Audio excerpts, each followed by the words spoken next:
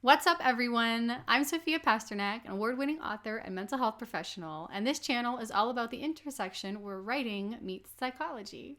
I also post stuff about my author journey, baking bread, and outdoorsy stuff. If you're new here, please make sure you subscribe so you're notified when I post a new video. Today, I'm going to be talking about Scrivener. I love Scrivener. I use it in, probably pretty standard ways to write my stories. And I thought that I would do kind of a tutorial on my 10 favorite things about Scrivener. So we're going to do that. I'm going to do the voiceover cutaway and show you my screen and my actual Scrivener while I'm doing stuff. So hooray. If you love Scrivener, I want you to leave comments down below of your favorite things about it and what you absolutely could not live without when it comes to Scrivener.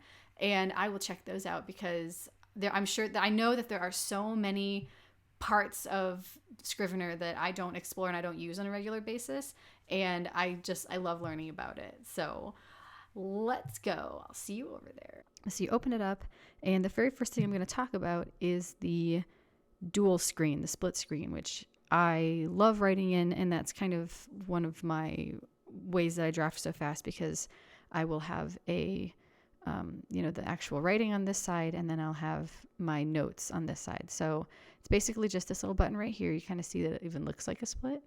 And Scrivener is cool because you can kind of hover over stuff and then it will tell you secrets. So there's the horizontal split and the vertical split. So on this one, and this is, I guess FYI, I use it for Mac. So if you use it for Windows, I know that some things are a little bit different, but should be ultimately the same or very similar. So here we can see it says toggle split opt click. So the option key to change just the split type. So if yours looks like that, never fear. You can just hit opt and then click, and then it will change it to this vertical split instead of the horizontal split. Now, I mean, if you like the horizontal split, go for it. I could see how this would be handy if you wanted to write up here and then have the this type of setup down here just to see where you're at. Absolutely. That's not how I write, but if it's how you write, then totally go for it. Now, the next thing we're going to talk about is over here, the part, the chapter, and the scene designators, and how that's really handy for organization and then compiling later. So if we go up to File, Compile, we're just going to take a look for a second, and you can see, so over here, the check marks are the things that get included in your compile, and then right here are the section layouts. So the front matter, whatever, part heading. So the part heading, this is designated. You can see the section type is the part heading, and this is how it will look. So the page break up here, and then the part heading gets tabbed down the page. I think it's a third down or half down or something like that. Some of them you can edit, some of them you cannot edit. Like this one, you cannot edit. It's built into Scrivener, but you can make your own layouts and then you can edit them later. So the scenes down here, the way that the scenes are set up, and it will arrange it so that this first one is not indented in, and then between scenes you get the little hashtag. So we've got 2 scenes in this particular chapter, so you get the little hashtag to separate those scenes out. And then the next chapter down will be set up with this indentation down the page, and then the scenes as follows, etc. And then the parts will be the same. So as you're going through, cancel, I don't want to compile. As you're going through over here, so I'm going to select this first scene, which is in here right now. Scene 1. Things are awesome. Okay. So over here is a really important tab. And if you don't see this panel, go up here to the little eye, and it will toggle it on and off. So toggle that on. And the synopsis, we'll get to that a little bit later. But if you want to change your, whether it is designated as a scene or a chapter or anything like that, it's right here. So this little tag icon, the metadata icon, and you can just change it on here. Now, if you click structure based, it will automatically assign what it thinks that this should be. And then it will kind of flow better. So I recommend just leaving it on structure based unless you really know what you're doing, and then you can kind of fiddle with this stuff. So that was number 2, the part chapter scene for compiling. Now, number 3, we're going to do the character sheets. So down here, and it's empty right now, but we're going to right click, add, new from template, and the character sketch. So add the character sketch. So the character name will be Mr. Beans, who is a wizard. He is 10,007 years old, and he lives in Texas. So then, if you want to fill this out before you start writing, like go for it if that's your thing that you do.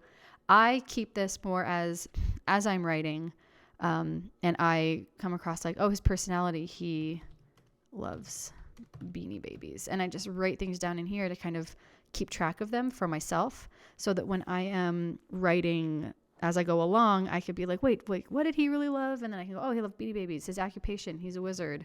Habits and mannerisms, he's agoraphobic and doesn't like shaking hands. Like, so as I'm writing, especially if you have multiple characters who are POV characters, you can kind of keep things straight. And you can come in here. I might change this to Mr. Beans, and then I can make another one. And this one will be the antagonist. Let's see. This will be Jerry, the bad guy. And then fill out all of his information as we go down. Change this over here to Jerry, so that I know exactly kind of who I'm clicking on as I'm going through. You can also attach pictures over here. You can drag and drop an image here. I do this with my characters. Just kind of find an image of a person or drawing or whatever that you think kind of gives you, that reminds you of your character and kind of can get you into the mood of writing them, and then throw that there.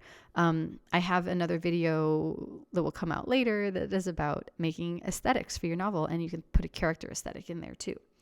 So number 4 is the project goals window. And this one is super duper handy. So up here, project, and then show project targets. And this little window will pop up. And so this is your total manuscript. I want this total manuscript to be 90,000 words. And I'm 5 words into it. Woohoo, I'm making progress. And then, especially for like NaNoWriMo, this is really handy. So I want to write this many words in this session. And to figure out what's getting counted, you will click here. So if you include it in the compile, it will show up here. And if not, then it won't. So up here, scene, and I typed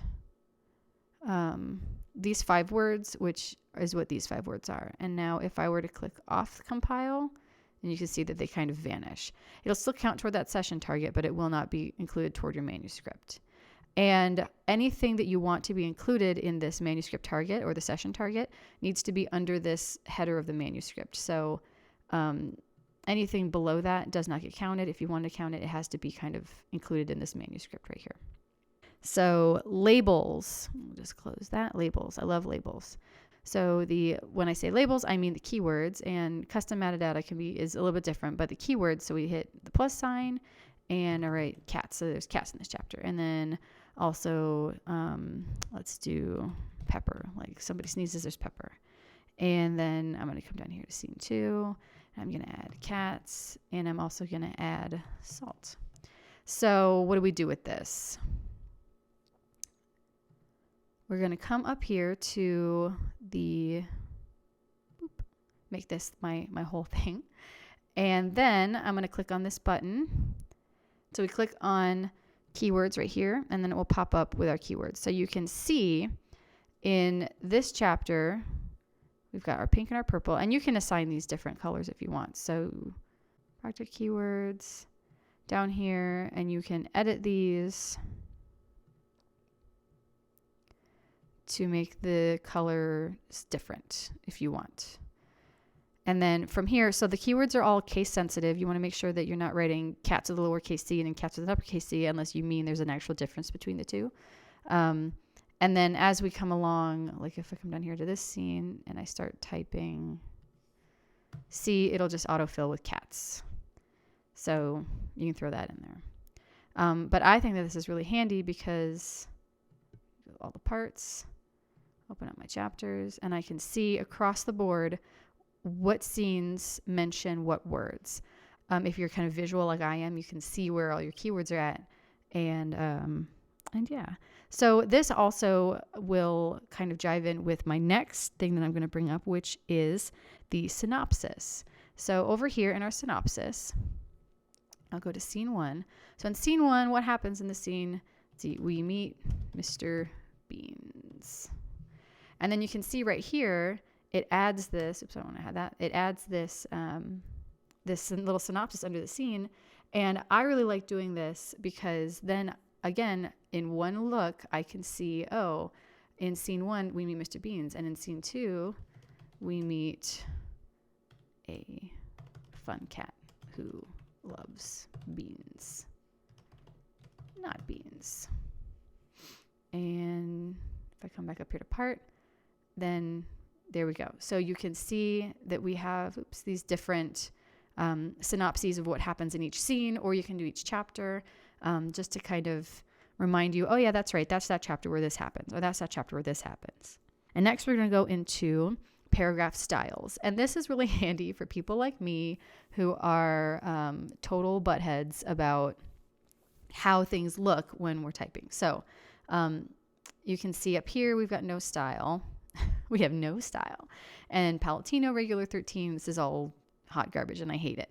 So I am going to change this to Times New Roman 12 because I'm not an animal. If you like typing with a ruler, Command R on the Mac version will get that ruler to pop up. It will toggle that on and off. Command R, Command R. Here, and I always type at the beginning of my scenes. Or at the beginning of my chapters, I have it flushed to the one side. I don't have it indented. And then the next paragraph down will be indented. So up here, I'm going to say Show Styles Panel. And we're going to add. Now, I make the name on this one Normal Start, because this is my normal start of a chapter or a new scene. And blah, blah, blah, blah. So the next style, right now I'm going to say None. Hooray. And now tab down and change this to Times New Roman 12, blah, blah, blah, blah, blah. And no style. Show Styles Panel. Oop, it's already open. I didn't need to do that. So while I'm selected on this with the indentation, which is going to be 1/2 inch because, again, not an animal, add, and this is going to be normal. So now I go down here. The next style is this style is what I'm going to say. Okay. And then I'm going to come back up here to Normal Start, redefine, and then the next style is going to be normal. And what this does is that, so if I erase all of this and we're on Normal Start, this is the start of, oh my goodness, of my chapter. It's misspelled, whatever. And then when I hit enter, it will automatically indent and go to the normal. So you don't have to be fiddling around with your formatting. I know that a lot of writers, myself included, are total stinkers when it comes to correct formatting. So this is a way to kind of just get that all out of the way and have it automatically do what you want it to do for the entire manuscript. Revision mode. So after you have written your big, beautiful manuscript, blah, blah, blah, you're going to go to Format and Revision mode. And first revision is right here. So now everything new that I type is in red. And then if I go, so I go through my whole manuscript, everything's in red, and I want to, remove it. So remove all revisions, and now everything has popped back into just regular text. And let's say I'm still revising, but I want to be able to tell the difference between my first and my second. So second revision, now everything is blue.